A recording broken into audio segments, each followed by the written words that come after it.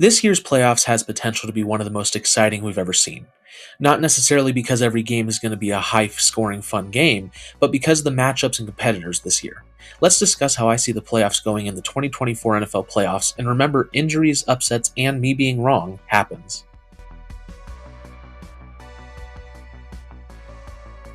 The AFC was no doubt crazy as we all expected. The 7 seed won 10 games and the 2 seed won 11, and that 2 seed almost missed the playoffs entirely. It was a close race, but the first game on our playoff slate this Saturday afternoon is the 5 seeded Cleveland Browns making the trip down south to face the 4 seeded Houston Texans. Unfortunately, there's no Deshaun Watson in this game, but that may actually benefit Cleveland as cold Joe Flacco has been slinging for the injured Browns. On the other side of things, CJ Stroud and DeMeco Ryans have found their way to hosting a playoff game in year 1. Ultimately, while this should be a close, good game, I'm taking Cleveland's elite defense to put pressure on CJ Stroud to have to make some big plays. Houston's defense doesn't have the same frightening nature to it that the Browns does, and with Flacco playing pretty good and safe football, I think the Browns will take the win on the road 25-19. Later that evening, we have two cold teams entering the playoffs, both with high aspirations still, as the 6-seeded Miami Dolphins will go on the road to face the 3-seeded Kansas City Chiefs in Arrowhead in negative 30-degree wind chill weather. A year or two ago, this may have been an intense, high-scoring game, but the Chiefs' offense isn't even as good as their defense at this point, and the Dolphins have a lot of trouble beating good teams. I do think both teams will really hone in on shutting down the pass, especially since Kansas City knows just how dangerous Tyreek Hill can be. If this comes down to a game of the trenches, which I believe it will, you have Raheem Mostert versus the Kansas City defense and Isaiah Pacheco versus the Dolphins, and in that case, I'm going to take Kansas City. They're experienced, their defense always heats up in the playoffs, and the Dolphins just don't have the same experience or toughness to their game that the Chiefs' O-line and D-line does. Kansas City moves on to the divisional after a score of 20-22. Let's also not forget that the Dolphins have about half their team out, and that includes a lot of defensive starters. The following morning, we kick off a 3-game showcase of Sunday with the 7-seeded Pittsburgh Steelers heading to play the 2-seeded Buffalo Bills. As I said, the Bills only won a game more than Pittsburgh and nearly missed the playoffs, and both teams got hot down the stretch. Unfortunately for Pittsburgh, I don't think it'll matter much. Their best player, TJ Watt, is out, and if he is playing next week, he'll be half limping if they somehow manage to beat the Bills, who just really seem to have figured things out. Their turnaround happened when their defense finally found its footing, and it's been humming on all levels, especially with additions like Rasul Douglas. The offense is high-powered, and I don't see this being a particularly close game. With a score of 13-28, no upset will be happening in Buffalo.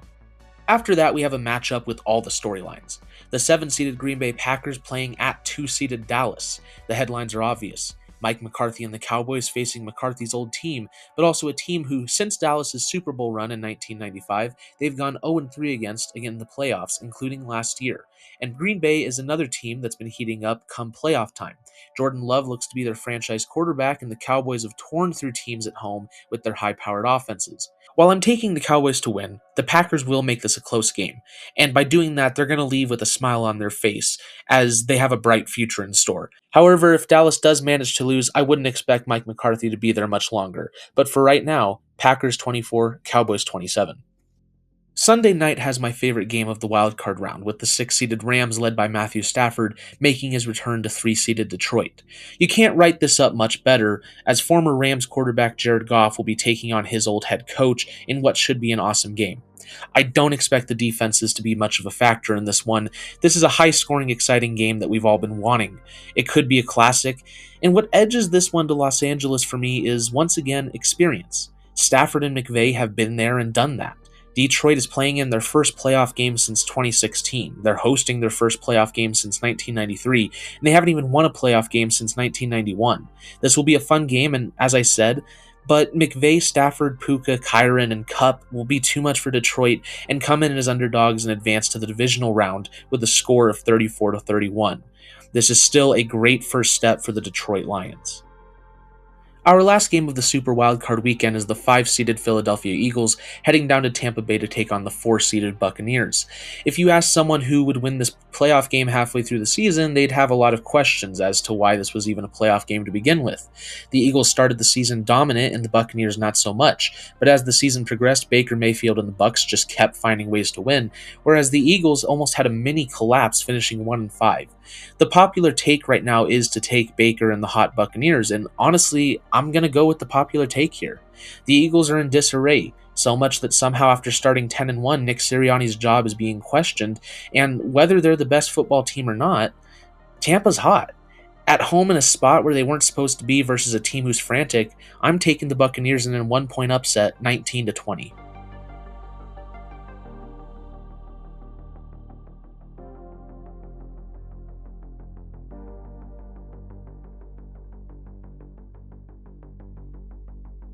Moving on to the divisional round, we have another great storyline, as after beating the young Texans on the road, Cleveland is going to have to take on their one-seeded divisional rival Baltimore Ravens a third time this season. In the regular season, the two teams split, one being a convincing Ravens win, but the other being a good tight game won by Cleveland. The Browns have a new quarterback this time around, and they've already shown they can beat the Ravens, who by this point will have essentially rested starters 2 weeks in a row. However, all year long, Baltimore has been up to the challenge against good teams, and they're the one seed for a reason. After losing at home by 2 points previously, if the Ravens are in an opportunity to finally get to the AFC Championship against a division rival coming to them, I think this is the year they take it. Lamar has a chance to really prove people wrong, and considering the fact that he'll likely win MVP this year, it'd look a lot better if he had at least an AFC Championship appearance to go with it. I'm taking Baltimore in a semi-close game of 20-26 to end the Flacco insanity. The one seed in the NFC this year, the San Francisco 49ers, will be starting their attempt at a Super Bowl run, taking on the visiting LA Rams. This should be another good game. They've also split this year, with both games being one-score games, even between the backups. McVay and company will put up a fight, no doubt. However, the Niners are simply the best football team in this scenario. From head to toe, they have talent and great coaching. The Rams have had to battle through a lot, but they aren't better than the 49ers, and Kyle Shanahan has always found ways to beat McVay and the Rams. Another good game, but I'm going to go 19-31 with the Niners taking it. Somehow, even though he's played in 11 non-Super Bowl playoff games, in this scenario, Patrick Mahomes will play in his very first away playoff game, and in Buffalo of all places. The storylines continue. This is a very interesting game, and while most people would quickly take the Bills, I am a little hesitant. Don't downplay the Chiefs. They still have Andy Reid and the best player in football, an elite offensive line and a physical defense that, like I said, heats up come playoff time. At the very least, this wouldn't be a blowout. Mahomes will make plays, and the Bills have random games where they just don't look like a good football team. While a few years ago Kansas City had Buffalo's number, things are different now.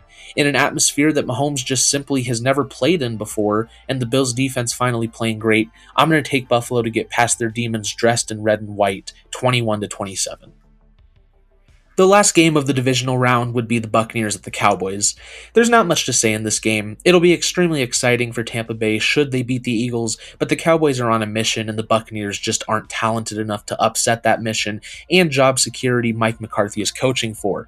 It'll be nearly impossible for Dallas to lose this one, but if they do, it would not be good.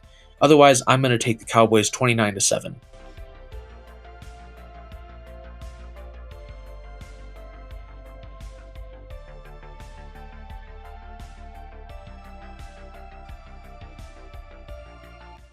The AFC Championship would be set, with the Buffalo Bills going on the road to Baltimore to face the Ravens.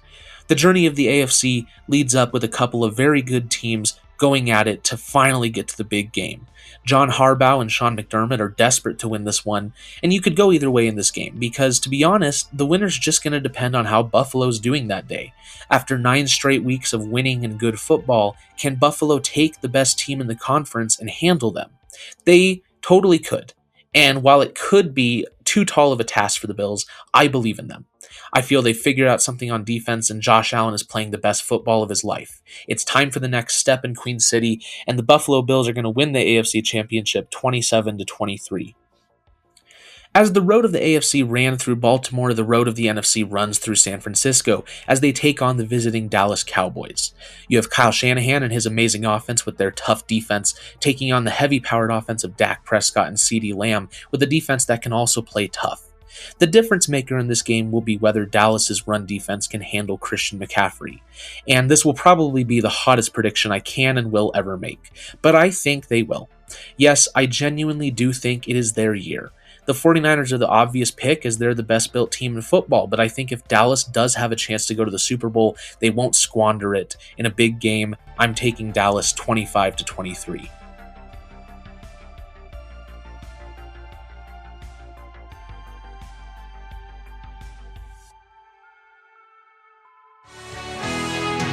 And now Super Bowl 27, the Rose Bowl in Pasadena, architecturally inspired by the Yale Bowl in New Haven, Connecticut 70 years ago. The scene, 102,000 to see if it'll be Buffalo Bills trying to deny that 3 losses in a row.